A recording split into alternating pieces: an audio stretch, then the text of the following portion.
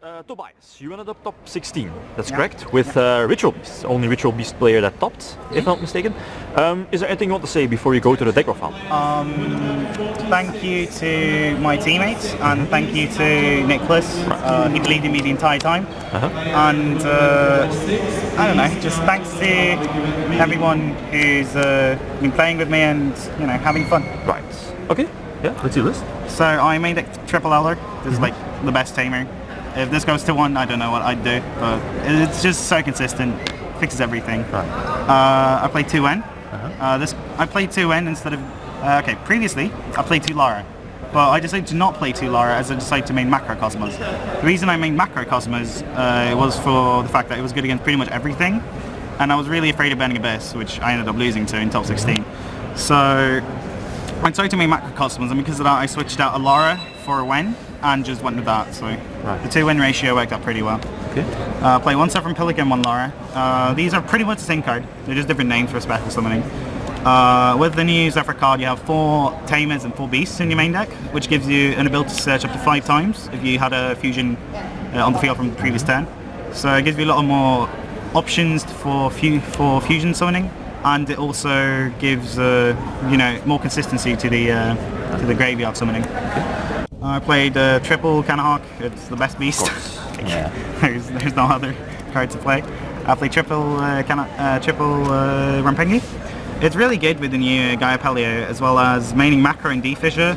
The effect, it pretty much becomes like a Canahawk that also sends like a fusion monster, so it's extremely good. I played triple Apelio. Most people might play 2, I'm not really sure. I made it 3 because it's an Alta Denko Sekka, as well as the fact that I was afraid of just drawing too many Tamers and not enough Beasts. I ended up like only drawing Apelio like 2 games, and the only beast I had was Apelio, and I couldn't really search a beast of Ulti Canahawk because I needed the traps. So, but it's a strong monster and it beats pretty much everything. It's an Alta Wind as well, which is really important. Now I played the 1 Petalfin. It's another name, and it's a Jin out. It's an Alta like most problem cards. It's really good. Then for the spells, I played triple Upstart. I feel like this is almost like necessary, always a necessity. It's really just makes the deck more consistent. I did not play E-Teles, so I needed another way to just make the deck pretty consistent, and this was the best way I could find. Then I played 2 MSTs.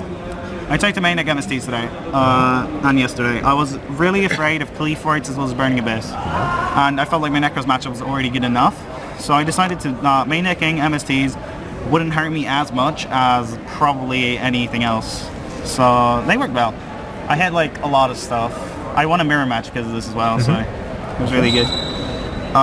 Main deck the 1 D-Fissure that I talked about earlier. This Elder and like Rampengu starts are broken. They give you 3 searches, like it's ridiculous. Hits like every meta deck. Yeah. I play this for Jin out, this for Jin out. They're just pretty solid, pretty good. Then I main deck the Bond. This helps OTK, but I was thinking about cutting it before the tournament, but I decided to play it as I feel like the consistency of fusing 2 Tamers was actually okay. But I was also afraid of bricking with it, so I wasn't really sure if I was going to play it. Okay, traps. Yeah. Play triple Steeds, of course. Triple Ambush. People play this as 2 like before Gaia Pelio, but I felt that's just straight up bad. It's like the best card in the deck. True. So I main deck 2 Mistake. I did not main deck the 3rd Mistake, as I was sort of afraid of drawing it myself, because this hurts myself as well. I cannot use the Ulti Canahawk to search, but I am able to use the normal Canahawk to search because it goes around the actual Mistake.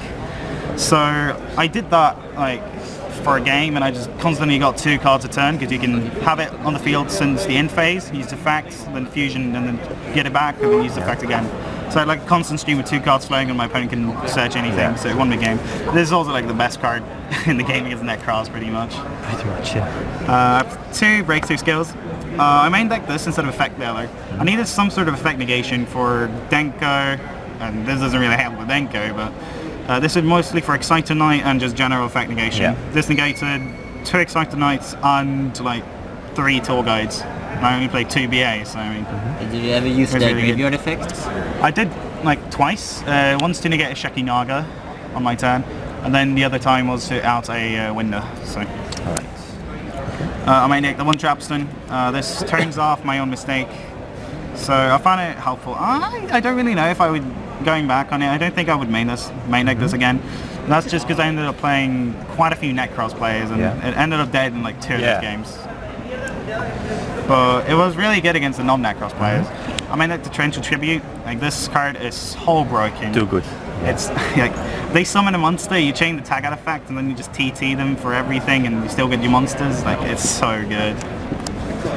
Vanity is Emptiness. I felt like this card was incredible against most of the meta decks. Only Cliff Forts it's pretty bad against. So I'd say to main it. I was really afraid of actually not having any outs in myself if I would like have the Macrocosmos and not being able to out it myself. So that's also a reason for the Trapstone, being able to out my own vanities. I ended up outing this mostly with like Upstock Goblins and stuff. Yeah. And then the one macro I talked about. I did not play this until 3 days before the event. I played a double Lara ratio, which I personally thought was better, until I realized that I sided this in against like 90% of my matchups. So I decided to just switch it for it. Okay. That was the main deck. Yeah. 40 cards? 40 cards? 40 cards. I played ones that mained. This is pretty weird, probably. I played this in order to go Wen into Zephyr-Pelica or Zephyr-Pelica into Wen. This won me 2 games, straight up. I used the ones to dodge my own Dark Hole and attack the game. And then this one's out at a Steel Swarm Roach. So that was really good. Steel Swarm Roach was actually like quite a problem. It took like 3 turns to get over. I play the one Shidori. This is like the best XYZ if you have wins in your deck. It's like a +2 on summon. If it stays, it gets another like top deck. So I mean, it's really good. The Castal. I had this to out Imperial Iron Wall as well as other like continuous floodgates that I can just get over. Reclay being one of them, like that card really hurts. I only ended up playing 1 Cleaver player though, which I too old. So that was pretty good. I never went into this. I never went into Shidori. I never went into Excite-the-Night, and I never went into Abyss Dweller. These are the only XYZs together with this card. I only went into this card. I never went into these rank for XYZs, but I would still play them again. Yeah, just in case. Yeah. The Dweller would have probably been really good in BA, but I never had like 2 level 4s to go into it. And the Excite-the-Night was like for Cleaforts, but I ended up winning my Cleafort matchup pretty handily. Triple Ulti Canahawk. It's the heart of the deck. Like, you don't play a Ritual Beast deck without 3 Ulti Canahawks. 3 Ulti Apelios. They're really good. You don't want to play 2. Like, banishing 1 for the Rampengu, and then you only have 2 left. If you banish 1 for Rampengu, then you only have 1 left. Then you have a really hard time OTKing against, for example, Necros. I Bond OTK'd quite a bit with this. I dealt 200 damage earlier in the round, and then I just attack, tag out, Bond, and attack again. So it was really good. This cannot be valved, which makes it like the MVP. 2 Ulti Petulfins. I think Dolphin was actually really good today. It dodged one of my own Dark Holes, and it also just stayed there. Like, they could not get over this card. Shadows have like the hardest time getting over this card because Construct can't even destroy it. So it was really good. It's also just a way to send Petulfin to the graveyard with Rampengu, so it's really good. And then the 2 Ulti Guy Palios. Right. I play 2 because you want to banish 1 and send a Tamer, and this is like the best support they could have like given the deck. Because before you had like 1 win condition, that was abusing your 3 Steeds and your 3 Ambush in order to just straight up win the game. But this gives you another option when you're out of Steeds and Ambush. You can search about like 4 or 5 monsters, and then just sit on this and just negate everything. There was once a game against Necros where he just negated 3 mirrors first turn, and then you can just use them again. So it was really good. Crazy. Did you summon it a lot? I summoned it properly about 4 times, and I think it won me the game 3 out of 4 times. It would have won me the game 4 out of 4 times, but I misplayed. I tagged in 1 too many times and lost the game because of it. I sided the second Trapstone for Burning Abyss, Cleafort, and all that stuff. It was good in the games I drew it. I don't know. Soul Jane. I was scared of Burning Abyss as well as Shadows coming into the event, so I tried to side a Soul Jane for that matchup. It ended up being good. I didn't draw it that often. I also played Shadow Imprisoning Mirrors, so like I was playing pretty much 6 Floodgates against Burning Abyss and Shadows, which ended up being really good. I also sided the 3rd Mistake for Necros. 2nd Dark Hole for Necros and Gin Outs. 3rd MST for like Cleaforts and Burning Abyss or whatever I felt had scary back row. 2 maxis for Mirror as well as Burning Abyss. It was really good. It drew me like 4 cards in the Mirror, winning me that game. And then it drew about 6 cards. In my final game, in round 16, top 16, it drew me about 6 cards against the Burning Abyss player, and I still lost that game. Really? Because of top deck Regeki. Right, I don't talk about the top deck Regeki. I played 2 Fairy Winds. I played 1 Cleafort, so I didn't really get to use them that much. The game I did use it, I got a Scout, a Monolith, as well as a Sacrifice that I then flipped Mistake on. So it was like good for the time I drew. I would side this again probably, as I'm afraid of Cleaforts. Triple Lancia side. This was my side against the Mirror, as well as Necros. I did not really know exactly what else to side against Necros as a main 2 Mistake and side the 3rd. So I wasn't exactly sure what I wanted to put into Necros. And I also did not have much against the Mirror match, so I just went with the overall good card. This actually made my day quite bad once, because I used it during his turn and I can banish for a Palio.